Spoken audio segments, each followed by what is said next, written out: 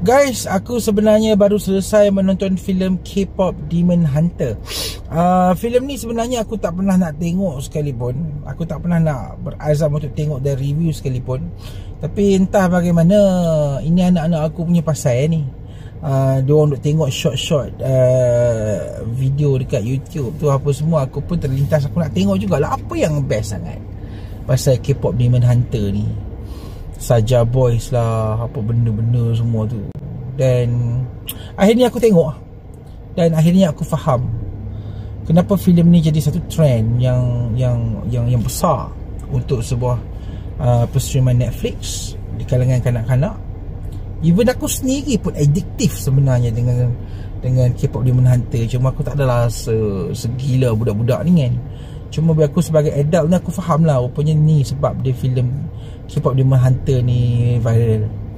Okay, kita akan bercakap pasal K-pop Demon Hunter. Ini adalah review aku daripada perspektif seorang bapa. Okay, tapi sebelum kita bercakap lanjut pasal K-pop Demon Hunter ni, kita intro.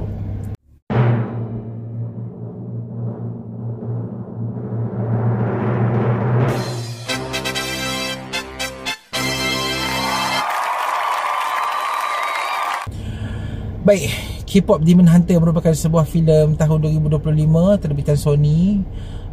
Aku ada dengar macam kita dengar dulu kan, Sony ni buat decision yang salah. Diorang pergi jual dekat Netflix, tiba-tiba filem ni meletup. Okay, filem ni kisah pasal satu kumpulan trio ni.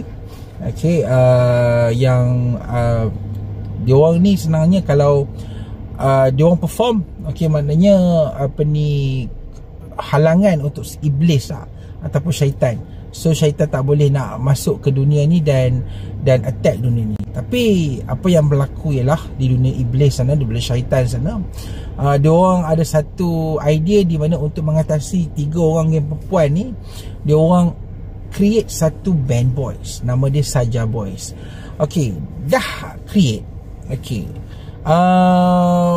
apa yang berlaku, the twist is one of the band members yang Saja Boys ni, dia orang bercinta pula dengan seorang ni. Okay, so ada twist dekat situ. Dan adakah betul one of these members yang 3 orang ni pula ada history di mana dia ni half demon dengan half manusia. Okay, menarik idea dia tu. Dan kemudiannya berlakulah satu tipu daya syaitan lah, senang cakap. Di mana adalah berlaku selepas tu, yang mana dia menyebabkan konflik persahabatan, konflik percintaan. Ui, aku rasa gempak movie tu. Aku boleh kata patutlah budak-budak ni suka sangat dengan cerita ni. Tapi aku setujulah, as a parents, movie ni ada satu side yang tak bagus juga, sebab dia menaikkan budaya konsert, apa ni, budaya nyanyian and so on. Benda tu of course lah tak bagus. Tapi bagi aku, dari segi perspektif aku sebagai orang dewasa, aku rasa the idea is great untuk orang-orang yang penggemar-penggemar K-pop. Aku bukanlah die hard fan K-pop, tapi aku tengok movie ni, wow, the way they copied the K-pop culture dalam movie ni agak impressive. Even dari segi tarian, dari segi nyanyian, dari segi karakter, semuanya begitu realistik and fantastic. Bagi aku, wow.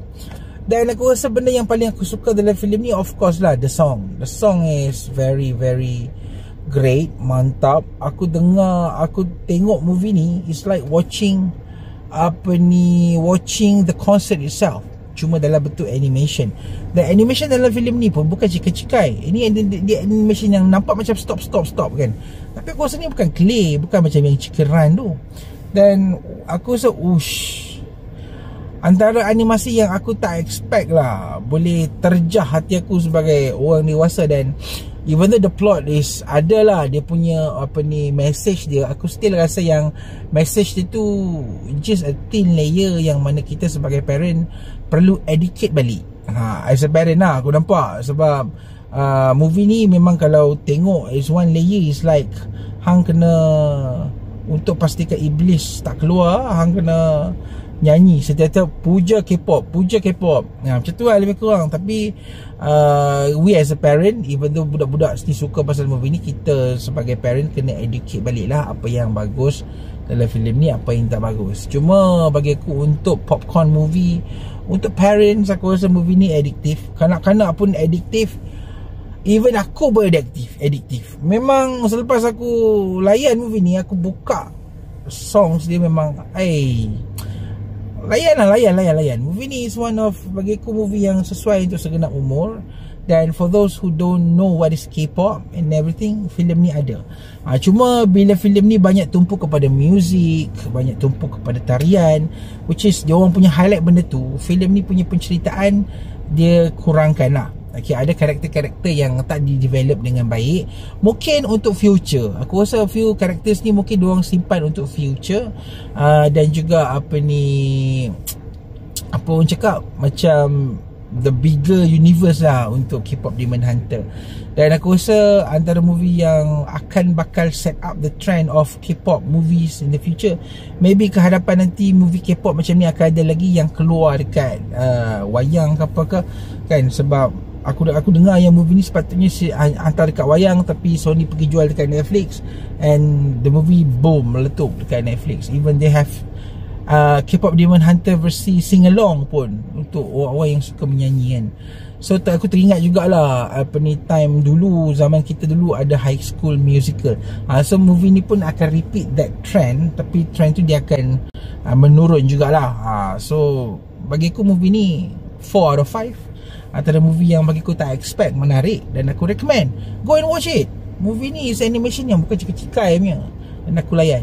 Okay, so aku rasa itu sahaja review ringkas aku berkenaan dengan filem K-pop Demon Hunter. Kita jumpa lagi di video akan datang. Assalamualaikum.